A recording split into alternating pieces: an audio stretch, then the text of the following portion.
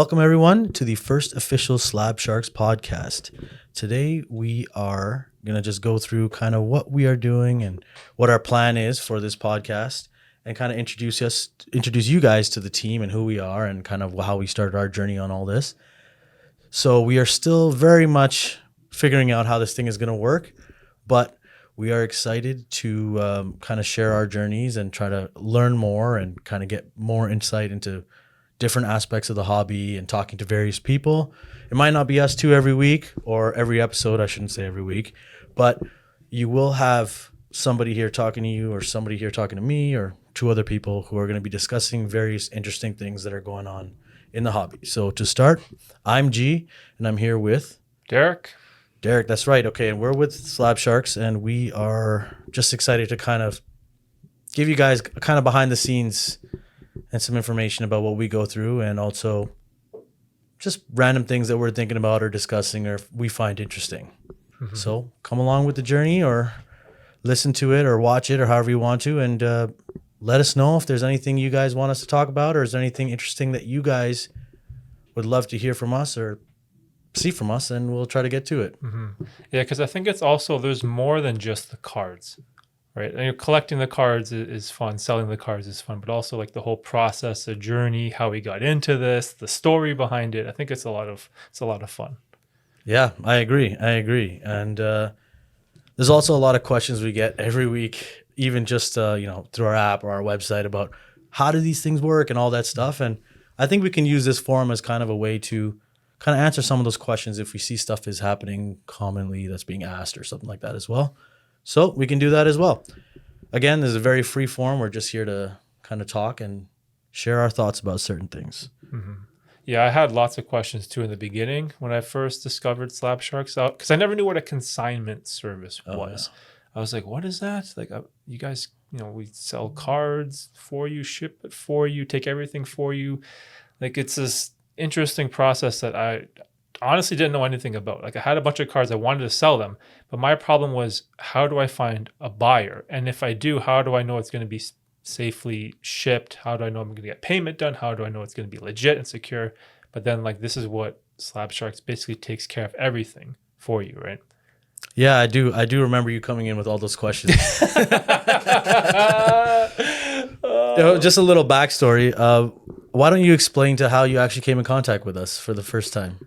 Okay, you want the full story?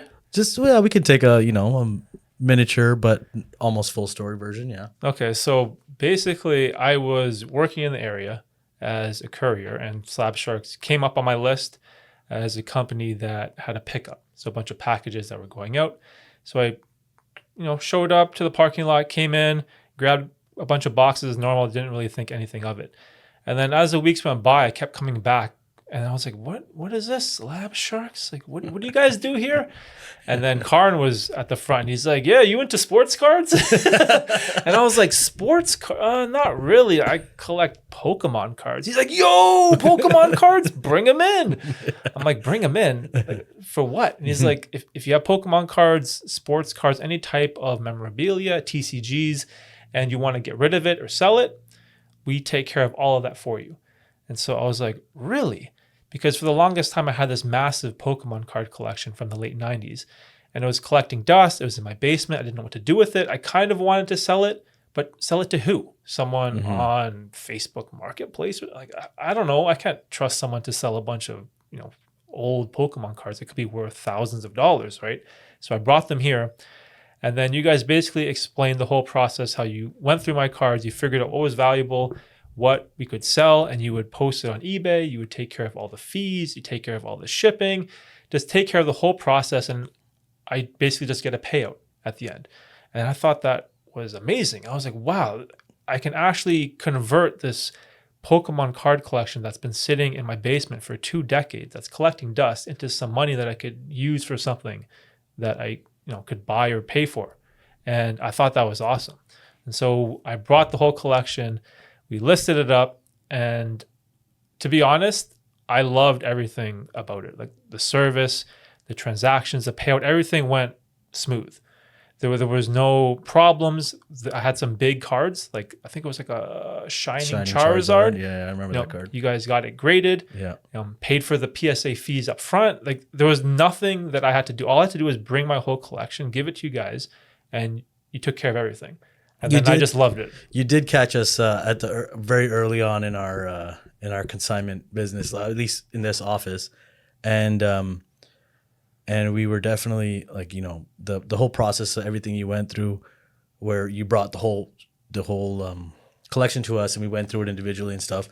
Unfortunately, we can't really do that anymore for everybody. We can't go through an entire lot collection and just be like, go through this, because now obviously our volume has gone up so much. So you kind of got lucky there that it also did help that you were coming in every day anyways. So and you understood. We actually were pretty upfront with you, being like, this is not going to happen overnight. Like we didn't do everything right away with you because we were still actually kind of busy at that time, and we went through it and all that. Yeah, that was cool. I mean, and you also were in it before we even had the app or anything like that too. Yeah, so you didn't get to experience that at that time, but now we're doing some more. We got the app rolling now and stuff, and you're going to be consigning some more stuff soon. Oh yeah, I got Lorcana stuff ready. If any of you guys are looking for Lorcana cards, you'll see some of my collection up there soon. Yeah, we'll get into that aspect of stuff as well.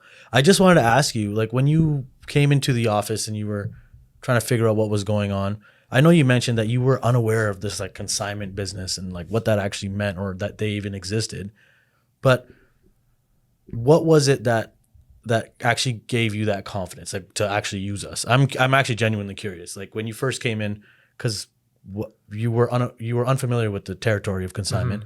So what made you decide to say, okay, I'm going to do this with these guys? I just want to know.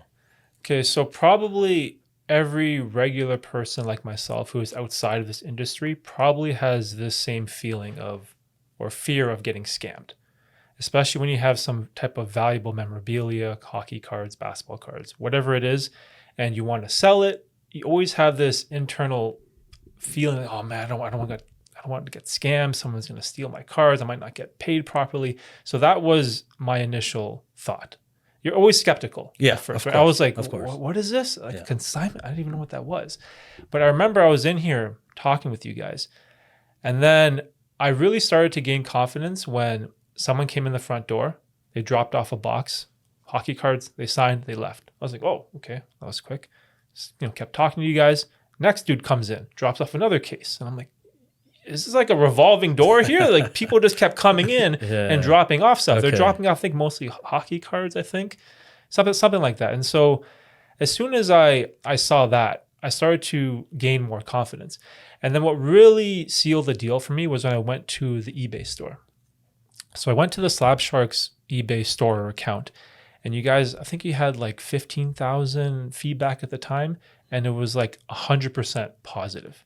And I was going through it. I'm like, is there any like negative? And there was literally nothing. It was all positive feedback of thousands of auctions. And then once I saw that you guys had like the trust in person with people coming in and dropping cards off, and then I saw the reviews and reputation that you have online on the eBay store, I was like, sold. Like then I was completely comfortable and confident with bringing whatever I had to you guys because you were professionals. That's when I really like trusted with what was going on, because that's what I think the common day person's issue is like worried about getting scammed in some way or another, selling something and not getting paid. It was like recently someone sold a Charizard in Vaughan and they got robbed. It was on like Facebook Marketplace. Yeah, it was like that, and they got robbed, and it was on the news. I think it was last month. Was it on the news? I missed that. Yeah, it was in the. It was like a kid tried to sell his base set Charizard, PSA. I think it was a PSA 9 in person, and he got like robbed. Oh, right, and so like I don't want to take that risk. Yeah, that's the problem that most people have. That's unfortunate. That sucks. That's a part of the hobby that sucks. That sometimes happens. Yeah, I wish that didn't happen to that guy, but. You're right. It does make it easier if we just handle it and we take care of all that. Yeah. No. Okay. Well, that's good to hear, because I've never actually asked you about this before. So it's good to get that perspective of what it was that actually made you trust, because I think we kind of became friendly with each other just from interactions before we even started doing before you dropped the cards off and stuff. So I thought maybe it was like, oh, I know these guys, so I trust them. But it's good to hear that it's actually based on, how the business was running itself. That's good to know. That's good. And we do pride ourselves in trying to do what's right by all customers, whether they're consigners or purchasers. So I'm glad to hear that shows. But you know what else really did it for me? Because I have this perspective from the courier side as well. So I go to companies all the time and pick up packages. And not trying to throw shade at anyone, but there's been some places that are just not professional. Like the packaging isn't sealed properly, incorrect labels. There's lots of problems with shipping. And when I would come to Slab Sharks, you guys, proper packaging, sealed, boxes, everything was good. Paperwork was done electronically. I didn't have to pull anything. It was very professional in terms of how the shipping was done. So from a courier perspective, I also had the confidence knowing that it wasn't like you guys just throwing cards in some cheap envelope and just shipping it. Right? I was picking up boxes where they were solid, and inside there was bubble wrap, and there's a cardboard insert that's around the card as well. It's very secure when you're shipping your products out. And then I would see that from the courier perspective, right? And I think that's huge, because if you are going to sell, for example, a Charizard that could be worth a couple $1,000s, you got to make sure it's professionally shipped, taken care of. It can't just be thrown in some little envelope, right? Yeah, I mean, I think most people who are shipping out Charizards are taking their time. But you're right. I do personally take pride in the fact that our shipping is pretty good. We like to take care of the cards. I mean, because we got to deal with on both sides, the purchaser and also the consigner, right? So it's best if we just do it properly. Everything's good. Everything's packaged neatly and nicely, and then less issues for us later. And then I also have a third perspective. Now you're just gassing us up. So I don't mind it though. This is just to be honest though, because I've experienced the whole business from multiple points of view. Right? As someone who is selling cards, someone who is a courier picking up the cards, and someone who is buying cards. So when I first brought the Pokemon cards as well, I wanted to figure out, okay, how do I buy stuff from you guys? And one of my good friends is really into basketball cards, and it was his 40th birthday coming up. Big milestone, 40th birthday. And I wanted to buy him some NBA slabs. And so I remember I went onto the Slab Sharks website, or I guess now, back then it was eBay. The eBay site, You didn't have the app yet. So I was on eBay. I bid on a Luka Doncic, De'Aaron Fox, and there was one other card I bid on. I can't remember what it was. LaMelo Ball. So I bid on 3 cards, 3 slabs. And then I was, okay, so I won these auctions. How does shipping work? Can I get them combined? Do I have to pay shipping individually for all of them? I had all these questions. And then I talked to Karn about it. He's like, hey, you know what? Pay the shipping. Any other additional auction you win, it's just $1 to add it. I was like, no problem. So I bought those cards, had them shipped to me. One of them I picked up. But the ones that shipped to me, when I got them at my house, it came in, I don't know what you call it. It was like a bubble wrap. What's bubble mailers? Bubble mailers. Yeah. But inside the bubble mailer, not only is that packaging insulated, but it came in this hard cardboard kind of rectangular. Oh yeah, what is that called? Our card mailers. Mailers. Just the ones that we put the cards in individually. Yeah, so all our cards go out in those. Yeah. Yeah. So the slab was inside this really hard cardboard mailer, and then also inside that bubble wrap. Yeah. So it was really well protected, and I got the card and it was perfect. So not only have I had a good experience from selling cards with Slab Sharks, but also buying and picking them up as well. So I saw the whole operation. Sorry to cut you off, but unfortunately we're not able to do pickups right now. So I just want to throw that out there, because I know a lot of people are asking, when can I come in and pick up the cards? So no more? It's because of the eBay authenticity. Because we got to ship cards directly to eBay authenticity, and then it goes to the buyers. Right? So we can't bypass that. If someone's coming to pick up a card that's supposed to go to eBay authenticity, we got to send it out to eBay authenticity. So there are certain circumstances. So right now we're trying to figure out the best way that we can kind of bring back the pickups. Okay. But at the moment, we are unable to offer pickups for everybody. So what does the eBay authenticity do? What is it's authenticity guarantee. So they take the card and they make sure that it's real. It's over a certain value of card. It goes automatically has to get shipped out to them. This is only for Canada, excluding Quebec. But it goes to them first, and then they have people there who make sure the card is authentic and it matches whatever listing you had, and then they package it up and they send it back out to the buyer. Oh wow, I didn't know that. So, yeah, so it's again, that's not that's not the only reason or whatever we could work, but it's just we're just trying to figure out the best way to bring back the pickup option. So, unfortunately, yeah, that's not we're not able to offer that yet. It's coming though. It's coming. We're gonna figure it out. We're gonna get there because there's a lot of people in the GTA. So of course, they would love to do a pickup instead, but sorry, at the moment, it's not possible. But it's coming. It's coming eventually. But that's still good though. You have the eBay authenticity, so it's like again, that's more like trust for the customers to feel secure about that. It's another guarantee, right? Essentially. Yeah, that's the whole premise behind the eBay authenticity is that it's to protect the buyers, so that you can't just say you're selling a certain card and then like a high end card and then it's not the real version of that card, or if the patch has been changed or anything like that. They check and they make sure, and then if they reject it, it doesn't go to the buyer. Buyer gets a refund on the card, and they send the card back. Well, that's pretty good. Yeah, and in a perfect world, when everything works well, it's a great service. So does eBay provide that specifically for Slab Sharks? No, or that's is that for sellers. That's for sellers now over certain. It's for buyers, right? It's a buyer protection. Oh, buyer protection, right? Okay, so it's they rolled it out to I believe everywhere except for Quebec and Canada. I might be mistaken on that. I would have to recheck, but it's for anybody who's selling cards over a certain value. They got to be shipped out to eBay Authenticity first. Oh, okay, I see. Yeah.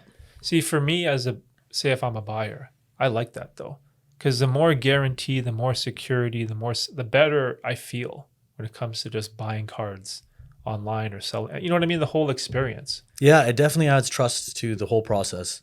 I guess some people complain about it increases the time of the shipping sometimes, but it's.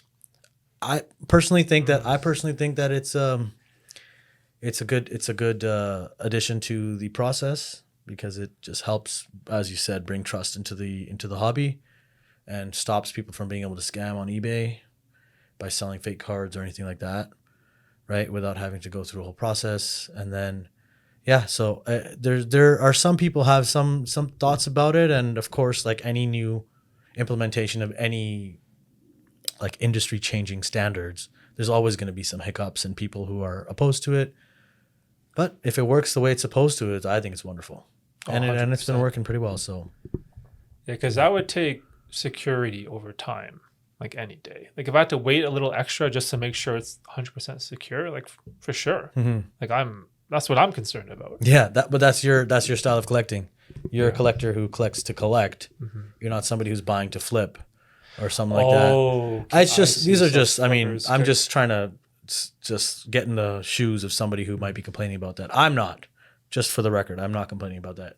But I just trying to put myself in a position of someone who might feel like just get the card to me as quick as possible, because all I want to do is I got it for a deal. I just want to flip it. They want to flip it, or send it out to grading quick. So I just got to come to me so I can send it out and grade it quickly, or whatever it is, right?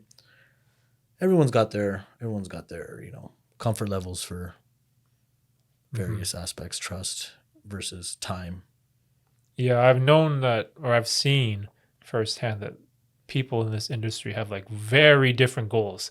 Some people are like collectors, some people are trying to flip and make a profit, some people are just into like having fun, like owning like a Wayne Gretzky or something. It brings back memory, whatever it is, right? Yeah. Everyone has different goals. That's the collecting side. Yeah, I think I'm heavier on that side, on the collecting side. On the collecting? Personally, yeah. I mean, there's phases I go through where it's like, oh, this is a great deal, or this seems like a good way to make a little bit of money with the buying and selling.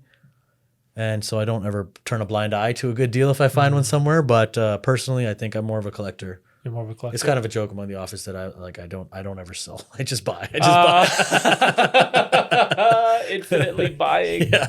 Yeah. So yeah, that's something that's my side of things. For you, I think you got the Lorcana game now, so collecting is different. It's got the that's another aspect of the collecting as well. Yeah, the playing. For the TCG is the actual playing of the game. There's a whole other subsect of the hobby that is just actually buying to play, or ripping packs because you're building a deck rather than collecting. Yeah, that's why I'm all into the whole Lorcana thing. As soon as I found out, like, oh, this is kind of cool. There's Disney cards, Cinderella, Peter Pan. I'm like, oh, wait, this is kind of like Magic the Gathering. It's sort of like Pokemon. You can play it. Oh, there's also enchanted cards. You can send to PSA to get graded. I'm like, yo, what is this game? It has everything. Because my whole thing was, I've always loved basketball my whole life. Love basketball. I get basketball cards. I can look at the back, the stats, kind of cool, to collect. But it's like, that's it, right? But when I had Pokemon cards, I could go and play the game with a friend or something similar to Magic in a sense, but I never really got that big into it. But Lorcana, it was like perfect. It's like I can play the game, I can collect, and also try to get those elusive enchanted cards. Yeah. And for me, it's perfect. Yeah. Oh, someone just came into the office. Oh. Yeah. If you heard that beeping, that's what that was. Yeah. No, it's a cool concept. I mean, it's really playing on the nostalgia factor of anybody who played Pokemon or Magic the Gathering as they were younger, or Yu-Gi-Oh. Any kind of those TCG games. But with a cool new spin with Disney. Everybody loves Disney. Yeah, it's just nostalgic, right? Like you have Simba, you'll have like these cards and be like, oh man, there's Scar and there's Simba, and then now there's an Elsa and an Anna, and I don't know, I just really like it. Even though I was never like a big Disney person. Like I wasn't really big into Disney, but then once I actually like played the game, made a deck, I'm like, oh, this is a lot of fun. I can really get into this because this is what I was missing for many years. Because I used to collect baseball, basketball, and Pokemon cards when I was a kid, but then there was this big void where I didn't really get into anything. And I always wanted to play something. I always wanted to collect something, but I couldn't find what it was. But it wasn't until this came out. And then so you did Pokemon first? Then you went to the sports, or how did it go? Baseball first. Baseball first. Yeah, that's when I was surprising. like 6 years old. Okay. It was like the junk years, Fleer. Oh yeah, like 92 or something, 91. like really, really old, like these cards with the yellow borders. I did that, and I did some really old. Some cards in there do you still have those? We went through them. Oh, okay. Karn said, "Oh, you collect the junk year." Okay, junk era, junk era. Oh, the junk era. Yeah, junk era. Okay, He's yeah, like, 90s junk era this? for baseball and hockey too. Did you have hockey cards from that era as well, or no? It was basketball. It was baseball and basketball. Okay. Yeah. Okay. Yeah. If Karn said there was the junk era, then that's unfortunate. Yeah, it was funny. Like, why'd you collect this year? It was like the worst one. I'm like, oh man, I'm like, I didn't know. Yeah. Oh man, that's funny. So yeah, sorry, we were saying you did baseball first, and then you went to basketball or Pokemon. It was kind of like I think it was some basketball. There was like a bunch of obscure like Marvel cards. And you did Marvel back then? Yeah, I had like some Spider-Mans. I have a bunch of like random stuff. I had like Mortal Kombat. Did we go through cards. those too? Yeah, there was nothing. Oh, okay, that's unfortunate because that could have been something big. There was nothing super rare or interesting. It was like, maybe a couple of cards for a few bucks, but I was like, whatever. Yeah. And then it wasn't until 1998 or whatever year it was that Pokemon came out, and then it caught the whole world by storm, or whatever year that was. Yeah, well, I mean, I think the cards 90s? in 99, but 99. Okay. Yeah, whatever year it came out, late 90s, and I was just like instantly hooked. Yeah. I got bit by the Pokemon bug as well. Oh, you did too. Yeah. I think we talked about this before. Yeah, too, right? we did. Yeah. We did talk about this before. Yeah, no, definitely. That's crazy. And then basketball just kind of held you off until Lorcana. Yeah, exactly. Like I'd buy, I'd rip some basketball packs with some friends. This is one thing that I love. I love ripping packs. I don't think you're alone on that. I have a bunch of my friends. They like to just buy singles because they always feel like they'd rather pay money to get the card that they actually want, which is to valid. Gamble and just open a booster pack with you don't know what's in it. Yeah, but I love the unknown. Of course, right? Yeah, it just. I don't know. It's the gambler in us, for sure. The single card thing is very valid, and that makes the most sense. If you're actually trying to find a certain card, it makes the most sense to just buy the single of that card. That's always makes the most sense, but it's not as fun. Yeah. How much more fun is it to be searching or chasing for a card and then ripping a pack and the card being there? Like the Bedard day. Were you in the office when the Bedard mania happened? No, so I was around. I came in when you guys were kind of into it. I saw like all the stat of our yeah, boxes. yeah, it was crazy. Yeah. So that was one of the things. Like we were all like we could have waited a day and then bought single Bedards off people if we just wanted Bedard Young Guns. But when we pulled the Young Gun out of the packs that we were opening, it was like pandemonium in here. Like everybody was going crazy. Like you don't get that same like, you know, feeling as just buying a card. It's already there. There's not that chance. There's not that lucky. It's not that whatever. So 100% agree with you. 100% agree. Who pulled it? I pulled one. You pulled one? Yo! Okay, so what happened was, so actually that Bedard Mania day was actually my birthday. So I come in the office and Chris, who's another guy that works here with us, he just comes in and he had a bunch of retail boxes that he just bought that morning. And he comes in and they're like from like Walmart and stuff. And he's just like, hey, it's your birthday. Just grab a couple boxes. So I literally just stuck my hand in there and he had this big cardboard box full of like other boxes of like product. And I just grabbed a couple of the boxes and took them out. And he's like, happy birthday, man. And I was like, oh, thanks, man. And I open it and I pull a Bedard in the first box. Oh, no. Yeah. Right. Oh my God. Yeah. He was like, he hadn't pulled one yet. And he was just like, you could just see immediately. He was just like, oh my God, that was my box that like I would have opened if I didn't just hand it over to him. But yeah, it was good karma, I think, for him because he pulled a lot of Bedards that day. So, but I think mine was the first one in the office. Wow, that's awesome. Yeah, which was fun. You still have it? No, I sold it to him. You sold it to him. Oh, he wanted it so bad. As soon as I pulled it, he's just like, I just want it. So I sold it to him for less than what people were asking for at the time. Oh, that's cool.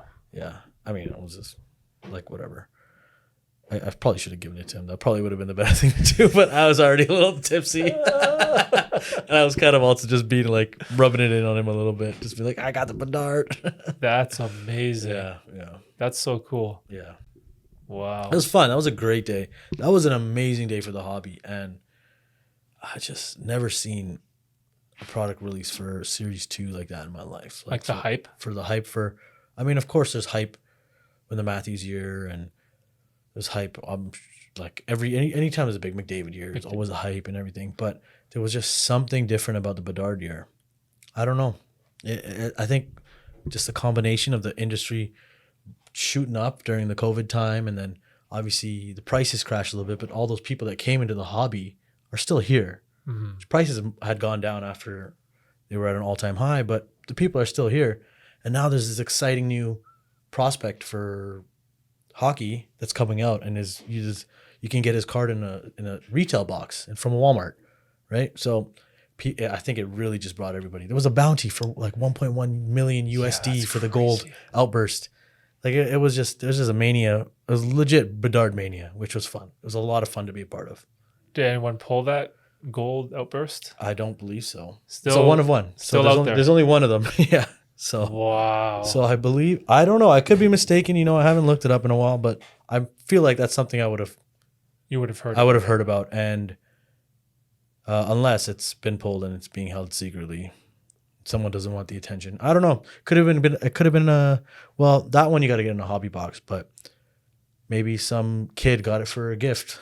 Some 6-year-old got it, and he pulled a 101 gold, and this kid's parents don't know that it's like $1 million card at one point. So crazy. I don't think that's what happened. I think anybody would know, especially if you're buying a hobby box, but who knows?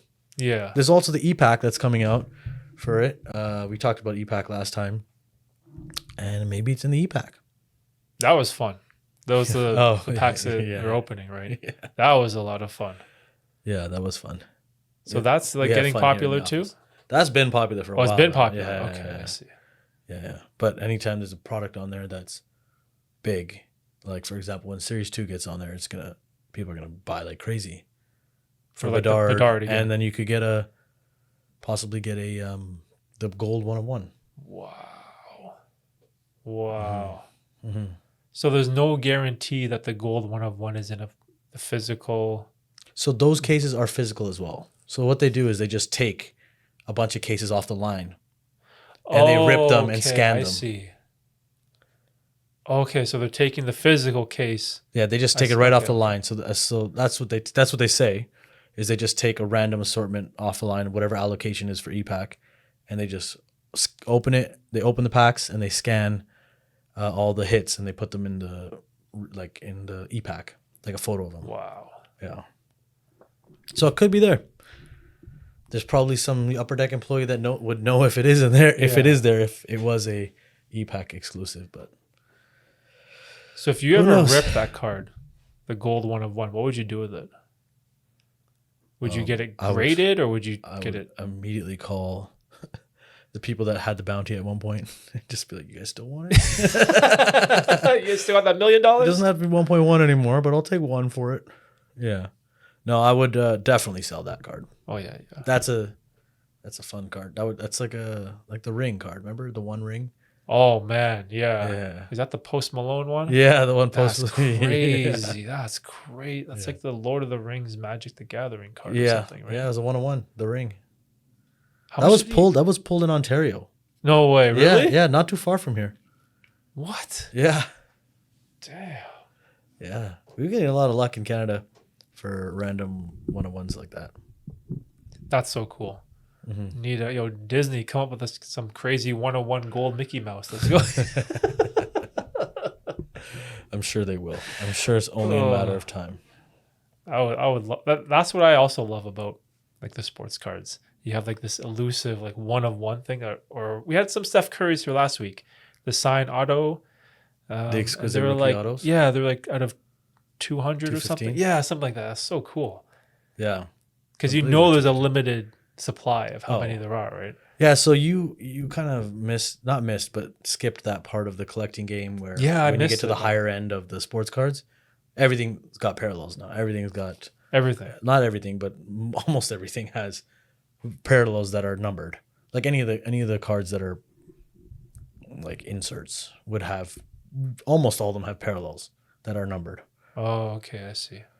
So like even the outburst, there's red outburst and that are numbered. There's the gold outburst 1-of-1. There's also the red outburst. There's the silver outburst, which is not numbered, but it is limited. I don't remember what the exact number is. And then there's like deluxe, high gloss, all these different parallels of the rookie card that are all numbered to different numbers. Dang. Yeah. Yeah, that's so exciting. Did you see our wall of the Cody CC cards? Yeah. Yeah. So we're collecting all the Cody CC cards from that year, and so we have the deluxe, we have the clear cut, we have the base, we have the deluxe, and we have the high gloss. And now we just bought the exclusives. So.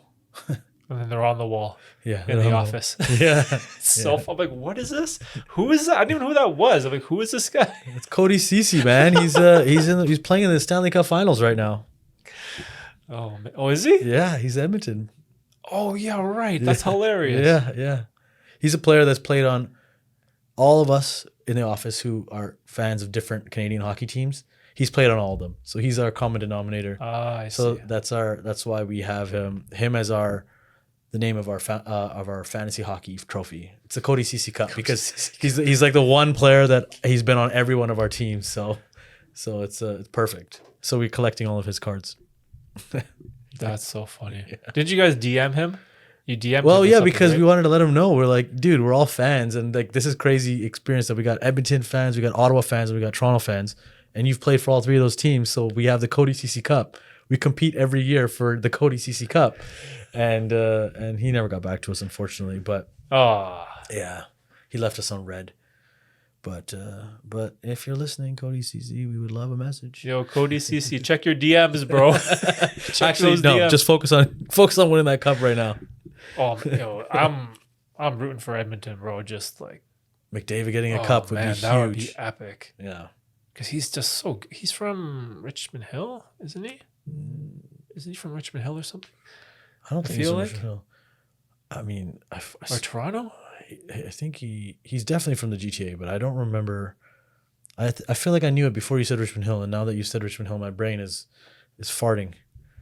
I can't remember. I don't think people are probably like, Yo, you don't know where you don't know. McDavid's from. Yeah. We can fact check that. Fact check that. It might just be Toronto. Maybe I know if it's not Vaughan. It's not Oakville. Well, born in Richmond Hill. It was born in Richmond Yeah, Hill. born in Richmond Hill. Yeah, 1997. Okay, so Dang. he's from Richmond Hill. So you knew that. I remember 2015, first overall pick. I was like, "Who's this guy?" And then I watch him play. I'm like, "Yo, You're like, damn." that's why they call him McJesus. But Canada is starving for a cup, bro. Just like, Yeah, it's been a while. because there's sometimes I wonder, like, will I ever see the Leafs win a cup in my lifetime? We're not going to talk about that at this. And I'm just like, can I just get a Canadian team? See, I'm oh. I'm of the opposite mentality when it comes to that. I would rather no other Canadian team win. Oh, before the really? Leafs. So you want the Leafs to be? Oh, okay. But I see. Edmonton is the exception because McDavid. I want McDavid to get a cup. I would wish he wasn't on another Canadian team that wasn't the Toronto Maple Leafs, and I'd be way more happy if he played on Florida. I would want Florida to win, hands down. Okay, I see. Because being a Canadian who's a hockey fan, and I have family and friends all over the country. Every fan base in Canada is insufferable, and I know the Leafs are the worst. Our fans are the worst. We are the worst collectively. I will accept that. But the other ones are pretty bad too, and having to deal with family and friends that are just like, hey, when's the last time you won a cup? And just, oh, you're a Leafs fan, huh? Maple laughs, ha ha ha. Like, it's just they're already too. There's already too much to poke at us for. I don't want to give them a cup. I don't want one of them to get a cup, and then they're just. Then I can't watch hockey with these people anymore. Yeah. My whole family is diehard Leaf fans. Okay. We used to just like get in front of the TV at my grandpa's house, everyone on the floor, watch the game, eat a bunch of chips, and just every night. Hockey night in Canada. Yeah. That's what it was like in my household as well.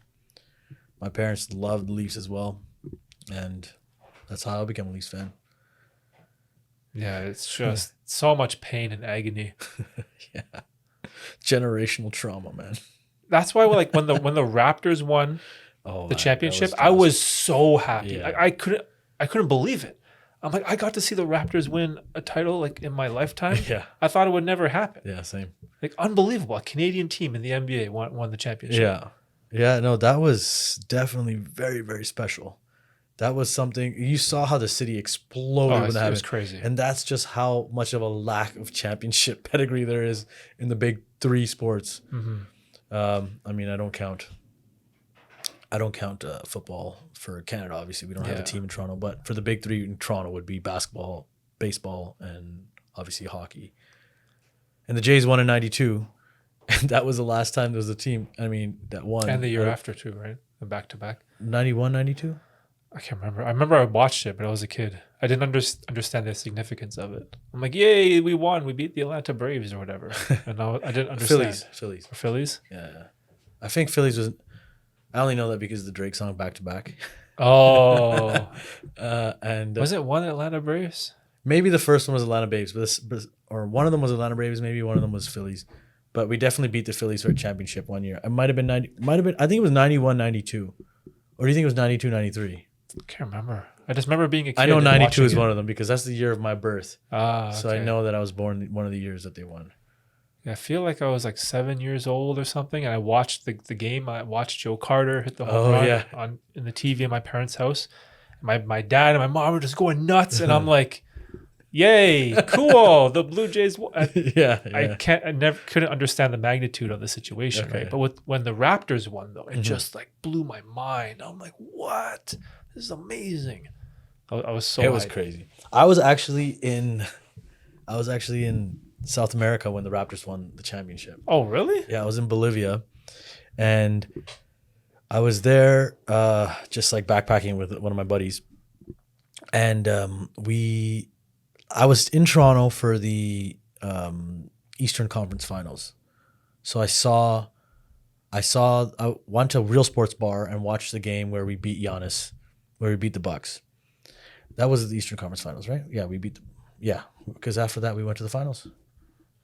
Was it? Yeah, I'm almost certain. I can't remember. Yeah, because we beat them. I think it was game we 6. beat Philly and We beat the Orlando first round. Remember, we lost the first game. We were like, oh my god, yeah, not again. And then we always lose the first game. Yeah, it's just tradition.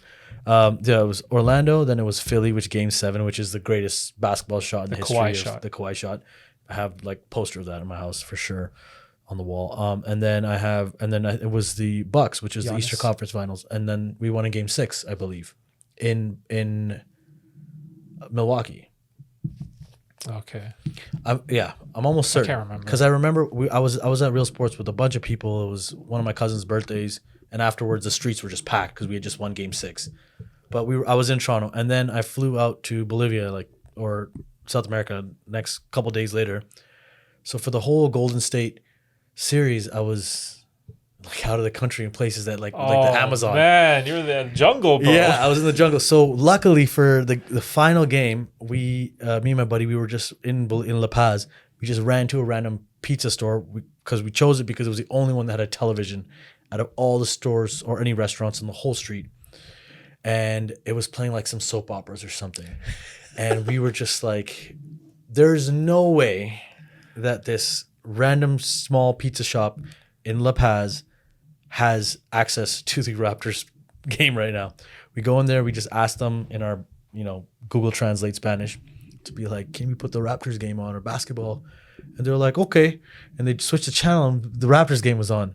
And we were like, oh my God, are you kidding me? And we watched the game there in that little tiny pizza shop in La Paz. And then after they won, me and my buddy were just like running down the street, just screaming.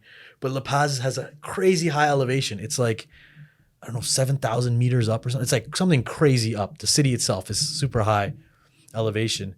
So we like running and trying to scream. We do like 5 steps and we're out of breath and we just like can't even breathe because it was just so it's just so high up elevation, right? It was that was a fun little memory. I'm glad you reminded me of that. That's fun. That's amazing. Wow, you're watching a little pizza shop? Yeah. Was it Bolivia? Bolivia. Bolivia. Wow. Yeah, La Paz. Wait, why are you in Bolivia? So it was kind of. It was a backpacking trip I did. We did that's cool. Colombia, Peru, and Bolivia. Dang. Yeah. Colombia, Peru, and Bolivia. How was it? Amazing. Amazing? South America's amazing, yeah. Beautiful. I've never been. Beautiful landscape, yeah. It was like a legit hostels and backpacking trip, so it wasn't like fancy and partying too crazy. But it was legit. We slept a couple nights in the Amazon. We went to the salt flats in Uyuni. I don't know if you've ever seen the pictures. I know what you're talking about. Just like a flat. Yeah, we went there.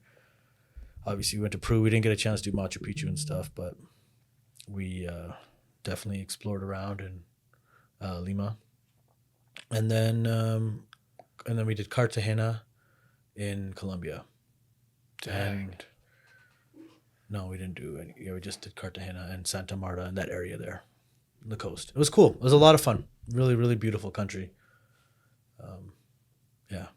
It was like on your bucket list of things to do? Yeah. I mean, I love traveling, so for me, I was like the next place. I've done some of Europe, done the Caribbean for a long time, and then done India and Southeast Asia a little bit. Never done South America yet. Yeah, I've never been to South America. I've done a bunch of other places, Asia, Europe, and all over the place, but never South America. I don't know why. I'm not sure why. Yeah, I mean, I think now a lot of people are going. People have discovered it now. Back then, we were like, there was nobody. No tourism was obviously there was tourism, but it was not like we had a guide for our Amazon. Like we had to take this tiny little like dugout canoe boat. To like 2.5 hours on the river to go into the Amazon jungle to where we were staying. And it's supposed to be like a group, right, that you go with and whatever. But the two of us were the only ones on this like group. So like, because no one else was going to the Amazon that weekend, I guess, or that week. So we got to like just have this like tour guide who was just like ended up hanging out with us, and we were just like we could do whatever we wanted. Like we didn't have to do like, oh, next we got to go here or do this. We were just like, what do you guys want to do? We're like, let's go see some monkeys. And he's like, all right, let's go. And then we just went to like this area where the monkeys are swinging around. And like, yeah. And then he just showed us, like, we did fishing for piranhas and stuff and fed alligators, caimans. But yeah, it was crazy. Wow. While the Raptors are winning their first title. Yeah, exactly. You're in the jungle. I was in the jungle. Yeah, exactly. Yo, that's a crazy story. Oh, man. Yeah, it's a good one. That's wild. Yeah, I was just here when we won. I was just... Oh, I was kind of sad that I wasn't here. Were you in the city at least? So we rented an Airbnb downtown for, was it game 5? It was a closeout game where we lost in Toronto. Yeah. I was there, and then I can't remember what happened. It came down to like, there was like a shot at the buzzer. I can't remember if we missed or something happened. We didn't win. Mm-hmm. And I remember I went downstairs into the streets on Bay Street, I think it was Bay. And it was just like the depression and dejection in the city. You can feel it. Everyone was just like ready to party, win the title in Toronto. Yeah. And it was just like sadness everywhere. And I was like, oh my gosh. I was like, no. that is just the life of a Toronto fan, of just being like, I knew it. We were gonna lose. Like, you know, that one little like self-doubt that happens when like it doesn't go right away, and we're just like, oh yeah, there's no way we're winning. Game 7, you know, Leafs situation. Yeah. Oh man, do you hear that? Is it raining? Yeah, it's raining hard outside. Yeah, the microphone's picking up the rain, bro. Ambiance. We talked about the rainforest, and now it started raining. That's hilarious. Oh man. Yeah. But yeah, something about just being a Toronto sports fan, man. It's like everyone can relate. It's regardless if it's, you know, Blue Jays, Leafs, Raptors. It's like this expectation almost that we're gonna mess it up. We're gonna get screwed over somehow. Like, I'll never forget like the Leafs. I don't want to keep bringing up the Leafs, but like, you know, the Leafs in Boston that collapsed, right? It's just. I remember I was watching that game, and I think we were up. What were we up by? Like 3 or 4 or something. Like, oh, the game's done. And I went to go play basketball because I thought it was done. Then after we played ball, I was like, we lost. I was like, how? How did we lose? Yeah, no, I don't even want to go back to that. Okay, that game. Yeah, no more bad memories. All right, on a very successful segue, why don't we talk about the Slab Sharks app? Let's do it, bro. What's your experience been like? How did you find using the app? I know you didn't sell much with it, but you've gone through it now, right? You've checked it out.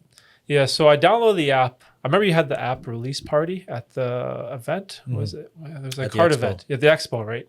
I downloaded it, and immediately the one thing that I liked was that I didn't have to go to the eBay website and go, you know, do all that. Go to the Slab Shark store to see what the auctions were. I can just open up the app, and then bam, right away, it shows you what's listed, and you can filter by like price. For example, what are the highest bids? So you can see like what are the big ticket items for the week. You can filter by what is ending the soonest, right? So you can know which ones you can place your last minute bid at or on.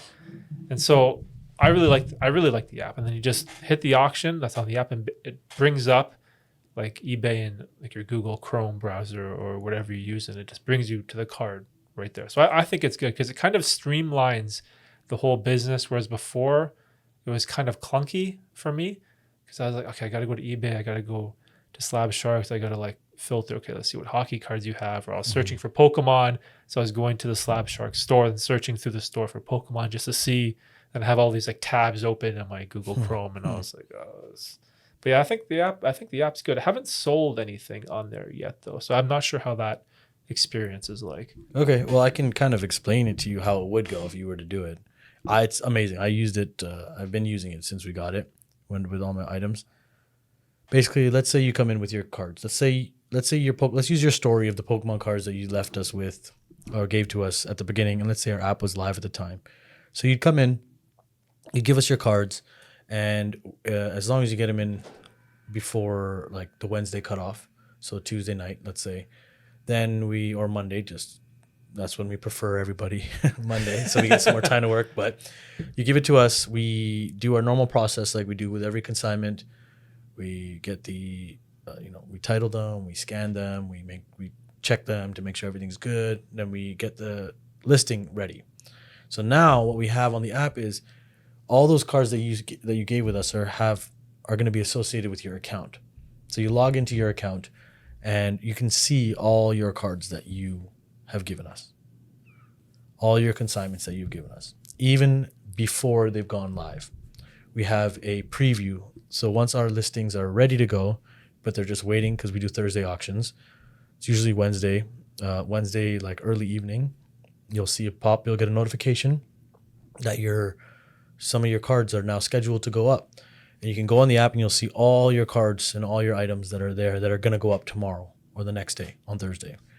And you can see exactly what the listing looks like. You can see what the title is. And you can even request a revision. If there's something in the listing that you're like, oh, I actually really wanted you to add this thing. Again, there's a certain reason why certain things are not added or added to certain listings when we're doing them because of the way eBay terms of services and the way the amount of character count and all that stuff. So that feature is really there in case, let's say we made a mistake. We're human. We make mistakes sometimes. Let's say we wrote, I don't know, we forgot to not capitalize, but let's say we just misspelled something, for example. Then you can send a request button. Hey, my listing here for this card, you wrote Charizard instead of Charizard, We can we'll see it, then we can approve the change and we can right away fix it before it goes live. So now you have an idea of what everything's going up.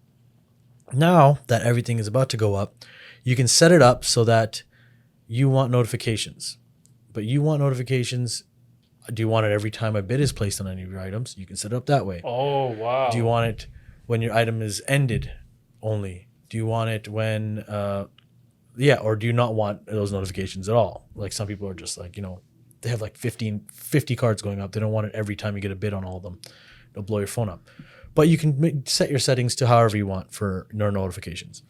And then it goes live. Now you can monitor straight from your app. You click the app button, go to consignments, go to mine items, and you'll see everything there. You can look at everything, see what it's going for. We have a breakdown right on the app of price, percentage, your payout, all that stuff. So once the auction's done, immediately every item is done, is on there, it's listed, and it shows you exactly what the final price was, what that means for the percentage of what price you're getting, and then what that final price is. So let's say it was a $10,000 card. Let's just say you're a baller. Then it's going to say $10,000, 90%, and then $9,000 is what your payout is. Now, there's going to be a report generated with all your cards and how much they went for and what your total is that you're getting. And that gets sent out to you on Tuesday when we've given people time to pay. Basically, the reason why there's a delay there is that we have to give people 4 days to pay, basically. Oh, okay, I see. So the auctions that end on Thursday, the following Tuesday, you get the report? And it's straight on the app? Straight on the app. We send it to your email right now, but you will soon be able to just click it on the app. When it's available, it'll pop up, a report ready. You can just click it and see it. But we do send it to the emails right now. And then, once that's there, immediately that report goes out and then you get paid. And then it's either PayPal or Interact e-transfer, which is super quick. E-transfer and the money goes directly in your account. Mm-hmm. Yeah, I did e-transfer. Yeah, I'm gonna use it this week, man. Lorcana cards going up. Let's go. I'm gonna list some cards this cycle. That's pretty cool. I was hoping you had tried it out because I was wondering if you had any questions. I mean, because we here went through every step when we were developing it. All the guys, put their input on every step on what we wanted it to be better and all that. So I don't really see if there's anything that's oh, this was kind of confusing or not. So we'll talk again after you've gone through next it. Week, the next part. And we will and hopefully you'll have some feedback for us about it. I personally think it's going really well. The app, I haven't had any issues with it. The other thing is the unpaid report, which I don't know. This goes back to what we were talking about earlier today, not on the podcast, but when we were looking at prices of those Lorcana cards. Remember, we were like, "Oh, I wonder if that one got paid for." And we don't know if that was what it got paid for or not or whatever for the auction end.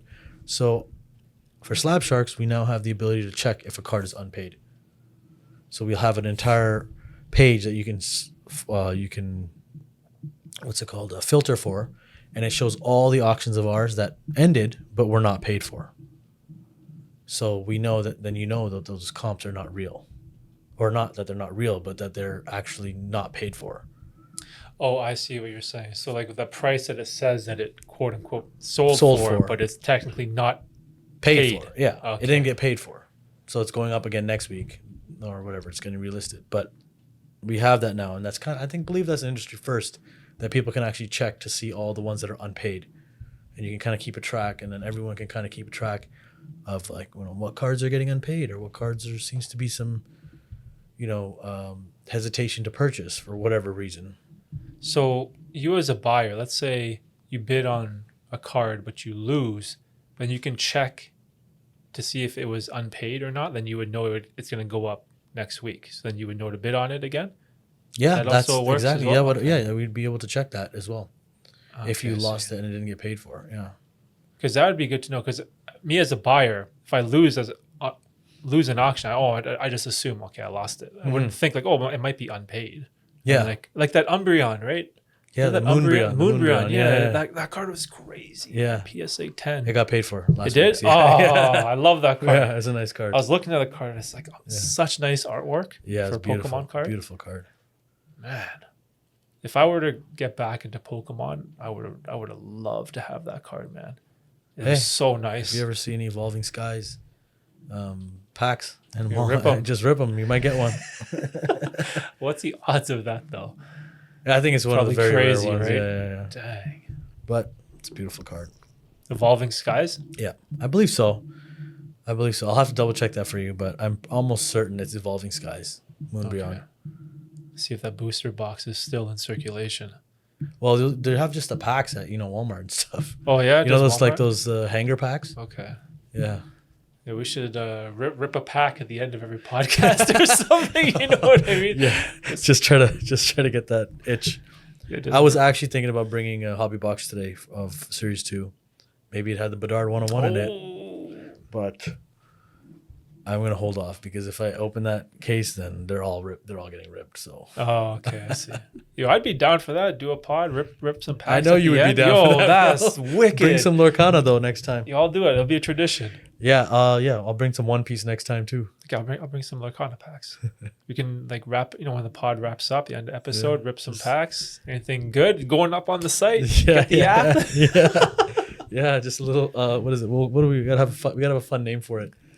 Yeah, I gotta think the of pod rips or something. Yeah, think of a name. Yeah, could be like tradition. Yeah, because then if you pull something cool, like, hey guys, this is going up this Thursday or whatever. Yeah. Man, imagine you pull pod packs. Pull like a 1-on-1 or something crazy, like just something crazy. Yeah, that'd be so cool. You just be like, yo. Yeah, that would be amazing. I get so excited. Like I get that feeling of like a kid when I'm ripping packs, and I just get over excited. I can't hold back. I just love it. It is hard to hold back. It's a good time. It's what brought me into this whole hobby was that rush of opening packs. Yeah, you know that feeling like when you're a kid, but you don't have much money, so you might be able to buy maybe 1 or 2 boosters, like if you're lucky, and then just opening that one pack and it's like, oh my gosh, I got something like that feeling. That whatever you want to call that is amazing. I just love that so much. Kids have it easy now. Every pack has like 2 hollows. The Lorcana pack has every pack has a hollow. Yeah. Like, yeah, but I remember that. When it was like Yu-Gi-Oh, you could get a pack where there's no hollows in it. Yeah, same with Pokemon. The Pokemon, yeah. I remember I'd buy like a Pokemon pack and the rare would be like Pokemon Trainer. Yeah. I'm like, what is this? It's not even a character, it's a trainer card? Erica's Charity or whatever. Charity was one. Yeah, I remember that one. I pulled that one all the time. This is awful. Yeah, but I miss that like feeling. It's so much fun. Or at least for me it is. It just brings back all these nostalgic memories of like the late 90s, early 2000s. It's just like chasing the magic dragon. In this case, I'm chasing Elsa. Elsa and Anna and Sisu, whatever her name was. Oh yeah. He is a magic dragon. So he did. So there you go. Yeah, I'm lucky. I have 3 enchanted and I have like 8 boxes or so. Don't brag about your luck. It's going to disappear. I'm like, I'm due for like a bunch of duds. So I'm like, I already have that mindset. Okay. Okay, I'm sure these next Lorcano boxes I'm gonna pull are gonna be junk, but I'm okay with that. Yeah, you got your enchanteds, but I think it'll be fine. We'll see. Maybe we'll open up on the pod next. Yeah, I'm gonna get that Mickey Mouse Oh, graded. yeah, you got the Mickey Mouse enchanted. Yeah, then we'll see if it'll go up on. Wayward Sorcerer, right? Yeah. Hmm. So there's two Mickey Mouse in that. I think there's two. There's like a green one and then the sorcerer. The green one, he's kind of like hanging. I'm not entirely sure what he's doing in the picture, but it's not worth as much as a sorcerer though. So you got the good one. yeah, I got the good one, and it's just like it's such a nice card. It's like purple. He has like beautiful. The wizard hat thing or whatever you want to call it. Oh man, The Mickey wizard hat. Yeah. it's crazy because that Elsa that you showed me still is what got me into the game. Like that's what started the this. D. Was this D23? I can't remember. You handed me the slab.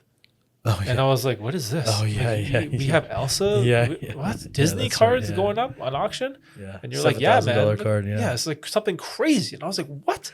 For Elsa? Yeah. And that's what started this for me. It was you showing me the slab. Because you're like, hey, check this out. This is going up this All right. week. I'll take credit for that. I'll take credit for your Lorcana addiction. Because I never knew what Lorcana was. I didn't know that Disney had their own TCG out.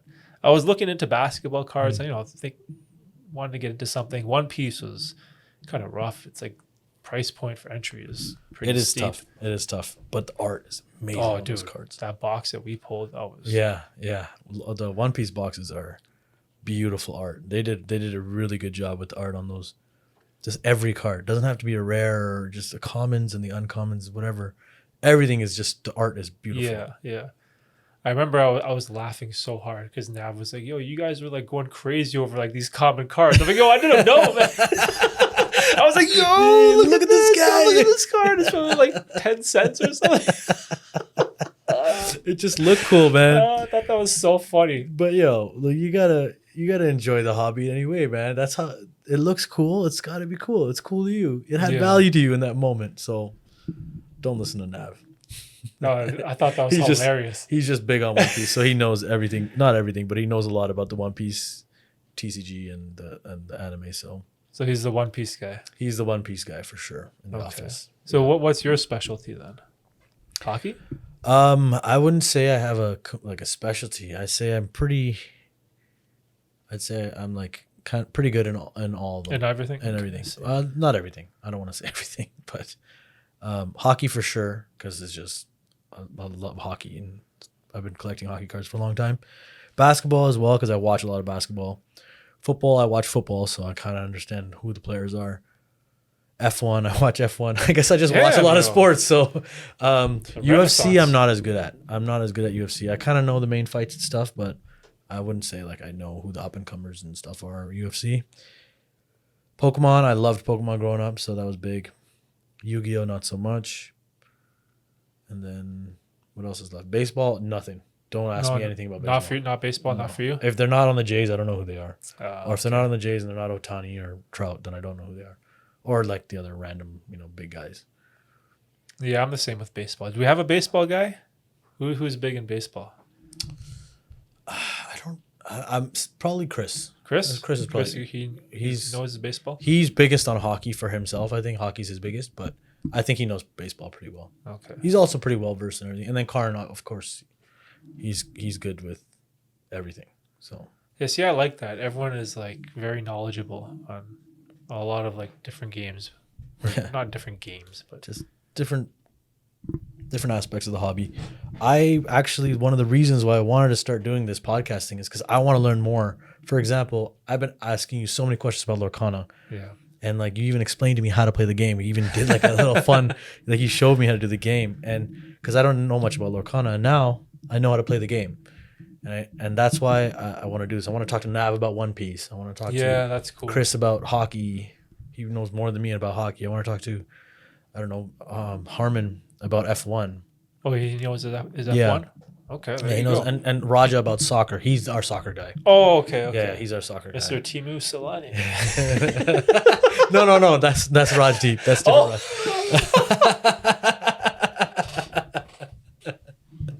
Yo, my bad. No, that's fine. That's fine. Oh, no. Oh, that's a fail. Yeah, it's okay. But Rajdeep, he knows about Lorcana as well. He also knows about hockey. He's a big Austin Matthews guy. Oh So yeah. he's got a very cool Austin Matthews collection. I want to talk to him about that actually. That'd be cool. And then he also knows about like miscellaneous stuff. Like he has a bunch of Simpsons cards and Simpsons. yeah, he collects a lot of cool different things.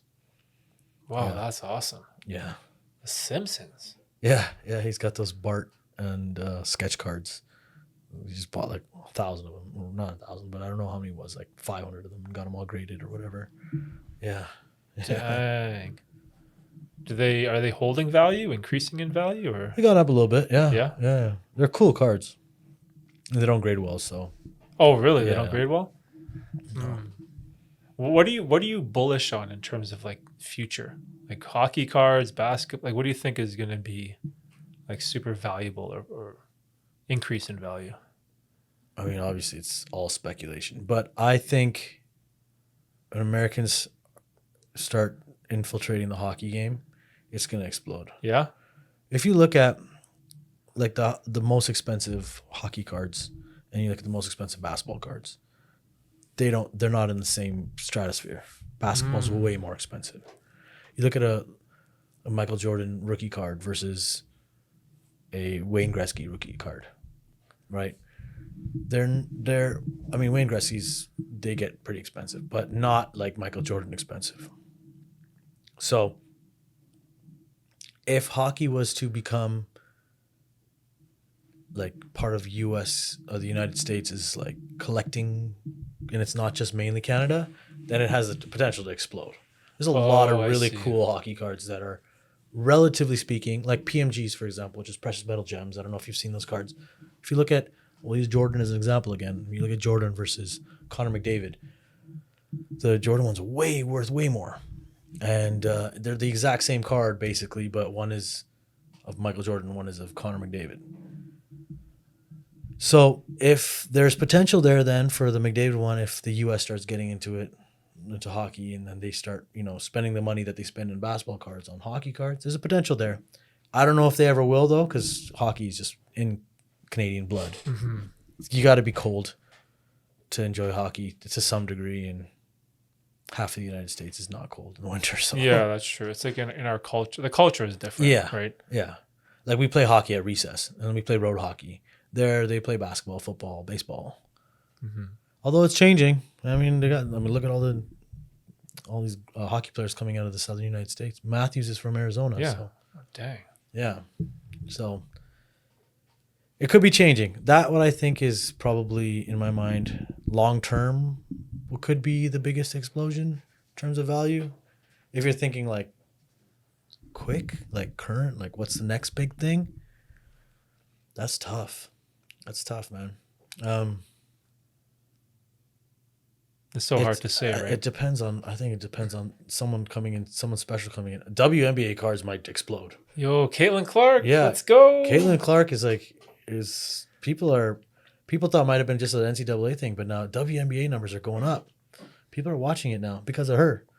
I mean, maybe it's not just her, but she's definitely the centerpiece of that, targeted promotion. So her cards might go up. Bronny James coming into the NBA might make that go up again. It's just, I think it depends on players for more short term, but long term, I think hockey is big.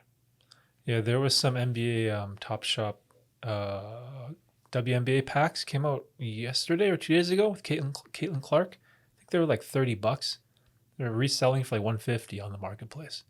Like the hype around Caitlin. The packs, or if you pulled the Caitlin? Packs, just the packs. So you don't even know if you're getting Caitlin Clark. No, I don't even know. You're just reselling the pack. Yeah. So you know how you join the queue? Yeah, I think the pack's like $35 or something. Yeah. And people are reselling them $150, and people are buying it. I'm like, yo, for a WNBA pack? WNBA E-Pack. Yeah, E-Pack. Not E-Pack.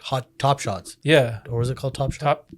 Top NBA Top Shots. I think it's Top Shots. Yeah, whatever. It's not hot. I think it's Top Shot. I think so. Yeah, Top Shot, right? Yeah, it has to be Top Shot. It's Top Shot. Yeah. But it's like an NFT type of thing, right? There's not like a physical card. No. And even that has lots of hype for the WNBA. Yeah, it's crazy. I think wild. WNBA is a good play for collecting, trying to make money.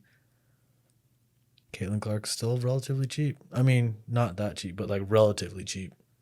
If she's gonna be the greatest of all time, kind of thing. I don't know about that, but Yeah, she's off to a rough start. Some games like some duds, bro. well, Whoa. she's still adjusting to the. Yeah, yeah, But I mean, she had a killer game 2 games ago. something like that. She had amazing. I think she had a crazy game. I don't remember what it was now. I just saw the headline. I'm gonna be honest, but I remember Yeah, I thinking, gotta oh, like watch good it. for her. I was like good. I was like good for her because her first game, obviously, she shot terribly in percentage wise. But then I saw the headline. I was like, okay, good for her. She's kind of getting it, and then she's getting into like beef and stuff, like technical Yeah, fouls. I'm like, yeah, okay, yeah, there's yeah, some swagger there, you know, like you yeah. need that from a superstar. So we'll see. I like it. I like the exposure, the excitement, whatever that benefits the game. Like I'm all for it. Like that, I'm happy for them. And now they have like this superstar type personality person that's bringing viewers in. You know, it's going to increase revenue, you know, popularity to the game, more eyeballs, more fans. It just helps the whole sport, right? I agree. I 100% agree. Well, on that note, And wrap it up. I think we should wrap it up. That was I a think good that was episode 1, bro. I think that was a good episode 1. Again, you just let us know, guys, if there's anything you guys want us to talk about, or if there's anything that you have questions about regarding slab sharks or anything like that, and we'll try to get to that and talk about it and discuss it. Just want to thank Derek for coming in and helping me, like ceremonially, whatever, throw the champagne bottle at the yacht as they do or whatever to launch this thing. Yeah, I'm excited, and we'll see how this thing goes. Awesome, bro. All right, you take care. You too, man.